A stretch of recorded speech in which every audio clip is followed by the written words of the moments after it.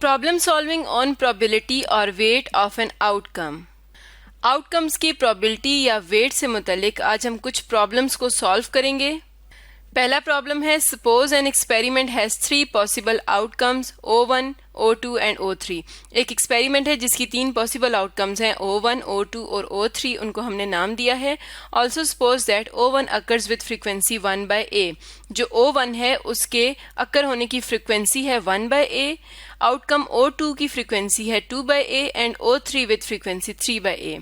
यानी जो O3 है उसकी फ्रीक्वेंसी दी गई है 3/a। What probabilities should be assigned to the outcomes to reflect this information? तो हमारे पास प्रॉब्लम ये है कि हमने इन आउटकम्स को क्या प्रोबेबिलिटी असाइन करनी है जो कि इस दी गई इंफॉर्मेशन को रिफ्लेक्ट करे। हमें एक एक्सपेरिमेंट की 3 आउटकम्स दी गई हैं O1, O2 और O3, और यहाँ पर हम देख सकते हैं कि जो आउटकम्स हैं उनके अकर होने की फ्रीक्वेंसीज हमें बताई गई हैं। इसका मतलब है कि यहाँ पर जो मेथड इस्तेमाल करेंगे प्रोबेबिलिटीज असाइन करने का, उस मेथड को कहते हैं रिलेटिव फ्रीक्वेंसी मेथड। इस मेथड में हम पहले एक्सपेरिमेंट कर लेते हैं और उसके बाद प्रोबेबिलिटी असाइन करते हैं। मिसाल के तौर पर अगर हमने एक एक्सपेरिमेंट 100 टाइम्स किया है और उसकी किसी आउटकम वहाँ पर 3 टाइम्स आई है तो उसकी प्रोबेबिलिटी होगी 3 आउट ऑफ 100। तो ऐसे मेथड को हम कहते हैं रिलेटिव फ्रीक्वेंसी मेथड। तो पहले हम इस एक्सपेरिमेंट की टोटल फ्रीक्वेंसी काउंट कर लेते हैं। तो फ्रीक्वेंसीज हमें बताई गई हैं 1/a, 2/a और 3/a। तो टोटल फ्रीक्वेंसी होगी 1/a plus 2/a plus 3/a जो कि इक्वल है 6/a के। तो अब हम देखते हैं कि O1 को कितनी प्रोबेबिलिटी हम असाइन करेंगे।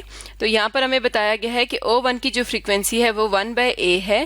तो हम यहाँ पर लिखेंगे probability of O1 is equal to 1/a divided by total frequency कितनी है 6/a। तो जब हम a और a को कैंसिल करेंगे तो हमारे पास रह जाएगा 1/6, यानी प्रोबेबिलिटी ऑफ O1 आ गई 1/6। प्रोबेबिलिटी ऑफ O2 कितनी होगी, यहाँ पर हमें उसकी फ्रीक्वेंसी बताई गई है 2/a। तो इसका मतलब है कि प्रोबेबिलिटी ऑफ O2 होगी, यहाँ पर लिखते हैं probability of O2 is equal to 2/a divided by total frequency जो कि है 6/a। तो यहाँ से हम a और a को कैंसिल करते हैं तो ये आ जाएगा 1/3, यानी O2 की जो प्रोबेबिलिटी है वो है 1/3 और यहाँ पर O3 की बताई गई है 3/a। तो अब हम देखते हैं कि O3 के लिए कितनी प्रोबेबिलिटी हम यहाँ पर इसको असाइन करेंगे। तो हम लिखते हैं probability of O3 is equal to 3/a divided by total frequency जो कि है 6/a। तो ये इक्वल आ जाएगी 1/2 के। तो आउटकम O1 को हमने प्रोबेबिलिटी असाइन की 1/6, O2 को प्रोबेबिलिटी असाइन की 1/3 और O3 को प्रोबेबिलिटी असाइन की 1/2। ये जो प्रोबेबिलिटीज़ हैं वो हमने उनकी फ्रीक्वेंसीज के मुताबिक उनको असाइन की हैं रिलेटिव फ्रीक्वेंसी मेथड की मदद से। एक और प्रॉब्लम देखते हैं। Consider a die constructed so that outcomes of 1, 2, 3 और 4 dots are equally likely। यानी हमने एक डाई रोल करना है और उसकी जो आउटकम्स होंगी 1, 2, 3 और 4 डॉट्स की वो इक्वली लाइकली होंगी। इक्वली लाइकली होने का मतलब ये है कि उनके आने का चांस या उनकी प्रोबेबिलिटी बिल्कुल सेम होगी। 5 is twice as likely as 1। 5 dots की जो प्रोबेबिलिटी होगी वो 1 आने के डबल होगी, यानी उससे ट्वाइस होगी। And 6 is twice as likely as 5। और 6 डॉट्स आने की जो प्रोबेबिलिटी होगी या जो वेट होगा वो 5 डॉट्स के आने के डबल होगा। और 5 डॉट्स का हमें बताया गया है कि वो 1 डॉट आने के डबल होगा। What probabilities should be assign to the outcome to reflect this information. तो हमने देखना है कि हम इस एक्सपेरिमेंट में आउटकम्स को कौन सी प्रोबेबिलिटीज असाइन करेंगे जिससे हम इस इंफॉर्मेशन को रिफ्लेक्ट कर सकें। यानी हमने इस प्रॉब्लम में इन तमाम आउटकम्स की प्रोबेबिलिटीज़ को फाइंड आउट करना है। तो अगर हम उनकी प्रोबेबिलिटीज़ को कह दें W1 यानी weight 1, weight 2, weight 3, weight 4, total हमारे पास 6 आउटकम्स हैं। तो W5 और W6। W1 जो है वो कौन सी आउटकम के लिए होगा, 1 के लिए, W2 2 के लिए, W3 3 के लिए, 3 डॉट्स के लिए, W4 4 डॉट्स के लिए और W5 5 डॉट्स के लिए। इसी तरह 6 के लिए हम इस्तेमाल करेंगे W6। यहाँ पर हमें बताया गया है कि आउटकम्स ऑफ 1, 2, 3 और 4 डार्ट्स आर इक्वली लाइकली। इसका मतलब है कि इनकी जो प्रोबेबिलिटीज होंगी वो आपस में इक्वल होंगी क्योंकि वो इक्वली लाइकली हैं। हम यहाँ पर लिखेंगे W1 is equal to W2 equals to W3 equals to W4। इसके बाद हमें बताया गया है 5 is twice as likely as 1। इसका मतलब है कि जो W5 है वो इक्वल है ट्वाइस एज लाइकली एज 1 यानी W1। इसी तरह 6 का क्या बताया गया है, 6 is twice as likely as 5 यानी W6 is equal to 2 times W5। हम जानते हैं कि किसी भी एक्सपेरिमेंट में तमाम आउटकम्स की टोटल प्रोबेबिलिटी हमेशा 1 के इक्वल होती है। तो हम यहाँ पर लिख सकते हैं W1 plus W2 plus W3 plus W4 plus W5 plus W6 is equal to 1। और जैसा कि हमने यहाँ पर देखा कि W1, W2, 3 और 4 ये चारों इक्वल हैं, तो हम यहाँ पर लिख सकते हैं W1 प्लस W2 की जगह पर भी हम लिख सकते हैं W1 प्लस W3 की जगह पर लिख सकते हैं W1 प्लस W4 की जगह भी लिख सकते हैं W1 और W5 की जगह पर हम लिख सकते हैं 2 टाइम्स W1 प्लस W6 को अगर हम W1 की टर्म्स में करना चाहें तो यहाँ से हम W5 की वैल्यू डाल सकते हैं जो कि है 2 टाइम्स W1, तो W6 इक्वल हो जाएगा 4 टाइम्स W1 के। तो इसे भी हम यहाँ पर पुट कर लेते हैं 4 टाइम्स W1 इक्वल्स टू 1। तो ये हमारी इक्वेशन आ गई सिंगल वेरिएबल में W1 में। तो ये इसको जब हम ऐड करेंगे तो ये आ जाएगा 4, 8 और 10 W1 इक्वल्स टू 1। तो यहाँ से हमें पता चला कि W1 इक्वल है 1/10 के। तो अब हम इन तमाम आउटकम्स की प्रोबेबिलिटीज लिखना शुरू करते हैं। W1 equals to W2 equals to W3 equals to W4, ये चारों इक्वल हो जाएंगे 1/10 के। W5 इक्वल हो जाएगा 2 टाइम्स W1 है तो ये हो जाएगा 2/10 यानी 1/5 के। और W6 इक्वल हो जाएगा 4 टाइम्स W1 है तो ये हो जाएगा 4/10 या 2/5 के। तो इस तरह से हमने इन तमाम आउटकम्स को प्रोबेबिलिटीज या वेट्स असाइन कर दिए। एक और प्रॉब्लम देखते हैं। Suppose an experiment has sample space S जिसमें एलिमेंट्स दिए गए हैं O1, O2, O3, O4, O5। तो ये हमें एक एक्सपेरिमेंट की सैंपल स्पेस दी गई है। Also let outcome OI be assign probability WI, यानी जो OI आउटकम होगी उसको हम असाइन करेंगे प्रोबेबिलिटी WI। इसका मतलब ये है कि अगर हम O1 की बात कर रहे हैं तो उसे प्रोबेबिलिटी असाइन करेंगे W1, O2 को असाइन करेंगे W2, O3 को असाइन करेंगे W3 और इसी तरह से तमाम आउटकम्स को हम प्रोबेबिलिटीज असाइन करेंगे।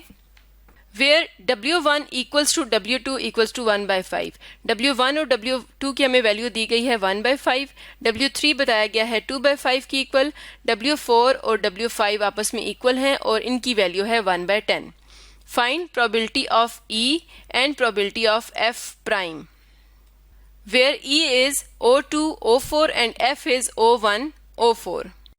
तो हमने प्रोबेबिलिटी फाइंड आउट करनी है इवेंट E की और F प्राइम की। F प्राइम क्या हो जाएगा, ये हो जाएगा probability of U minus F, और F और E हमें दिए गए हैं। E में आउटकम्स हैं O2 और O4 और F में आउटकम्स हैं O1, O4। तो पहले हम यहाँ पर लिखते हैं इवेंट E जो कि इक्वल है O2, O4 के, और प्रोबेबिलिटी ऑफ E हम फाइंड करना चाह रहे हैं तो ये दोनों आउटकम्स की प्रोबेबिलिटी के बराबर होगी। तो यहाँ पर जो O1 है इसका वेट होगा W1, O2 का वेट होगा W2, क्योंकि यहाँ पर हमें बताया गया है outcome OI be assign with probability WI। तो इसका मतलब है कि O3 के साथ वेट होगा W3, O4 के साथ W4 और O5 के साथ W5। इसका मतलब है कि जो O2 है उसके साथ वेट है W2 और W2 हमें यहाँ पर दिया गया है 1/5। तो यहाँ पर हम लिखेंगे 1/5 यानी प्रोबेबिलिटी ऑफ E जो होगा वो इक्वल होगा W2 प्लस W4 के। तो W2 है 1/5 और W4 कितना है 1/10। तो इसे हम जब सॉल्व करेंगे तो ये आ जाएगा 3/10। तो प्रोबेबिलिटी ऑफ इवन E हमने निकाल ली 3/10। अब हम यहाँ पर फाइंड आउट करते हैं प्रोबेबिलिटी ऑफ F प्राइम, और हम जानते हैं कि प्रोबेबिलिटी ऑफ F प्राइम क्या होगी, 1 माइनस प्रोबेबिलिटी ऑफ F। तो प्रोबेबिलिटी ऑफ एफ हम फाइंड कर लेते हैं। एफ हमें यहाँ पर दिया गया है O1 O4, तो प्रोबेबिलिटी ऑफ एफ क्या होगी W1 प्लस W4। W1 हमें दिया गया है 1/5 और W4 दिया गया है 1/10, जो कि इक्वल आता है 3/10 के। तो इस वैल्यू को हम यहाँ पर पुट कर लेते हैं, तो ये आ जाएगा 1 माइनस 3/10, जो कि इक्वल आता है 7/10 के। यानी probability of event F prime क्या आ गई 7/10। तो इस तरह से हमने इस प्रॉब्लम को सॉल्व किया। अगला प्रॉब्लम है, in a finite mathematics class with 300 students, 10% withdraw, 15% receive a grade of A, 20% receive B, 35% grade C, 15% get D and 5% receive F। यानी एक फाइनाइट मैथमेटिक्स की क्लास है जिसमें टोटल स्टूडेंट्स हैं 300, उनमें से 10% विदड्रॉ कर देते हैं, 5% का ग्रेड आता है A, 20% का ग्रेड आता है B, 35% का ग्रेड आता है C, 15% का D और 5% का आता है F। Assign probabilities to the events pass the course and withdraw or fail the course। तो हमें यहाँ पर दो इवेंट्स दिए गए हैं। पहला इवेंट है पास द कोर्स और दूसरा इवेंट है विदड्रॉ और फेल द कोर्स। तो अब हमने इन दोनों इवेंट्स को प्रोबेबिलिटीज असाइन करनी है। पास के लिए जो ग्रेड्स इस्तेमाल होते हैं वो है A, B, C और D। जब ग्रेड F होगा तो वो क्या होगा फेल। इसी तरह विदड्रॉ के लिए यहाँ पर हमें 10% वेटेज बताई गई है, तो हम विदड्रॉ को W से शो करेंगे। तो पहले हम देख लेते हैं probability to the event pass the course. तो यहाँ पर हम लिखेंगे प्रोबेबिलिटी ऑफ पास, तो इसके लिए हम probability of A plus probability of B plus probability of C plus probability of D, इस सम को हम फाइंड करेंगे क्योंकि ये वो ग्रेड्स हैं जो पासिंग मार्क्स के लिए इस्तेमाल होते हैं। तो प्रोबेबिलिटी ऑफ A यहाँ पर है 15% है, तो इसका मतलब है ये हो जाएगी 0.15 प्लस प्रोबेबिलिटी ऑफ B है 20%, तो ये हो जाएगा 0.2 प्लस प्रोबेबिलिटी ऑफ C है 35%, तो ये हो जाएगा 0.35 प्लस प्रोबेबिलिटी ऑफ D हो जाएगी 0.15। इन तमाम वैल्यूज़ को हम ऐड करेंगे तो प्रोबेबिलिटी ऑफ पास आ जाएगी 0.85।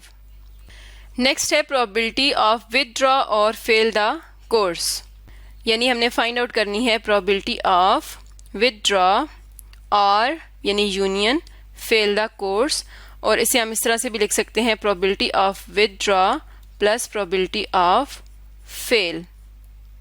तो विदड्रॉ की प्रोबेबिलिटी हमें बताई गई है, यहाँ पर हमें 10% दिया गया है, तो ये होगी 0.10 प्लस प्रोबेबिलिटी ऑफ फेल होगी 5% है, तो ये हो जाएगा 0.05, तो ये इक्वल आती है 0.15 के। यानी probability of withdraw union fail हमारे पास आ जाएगी 0.15।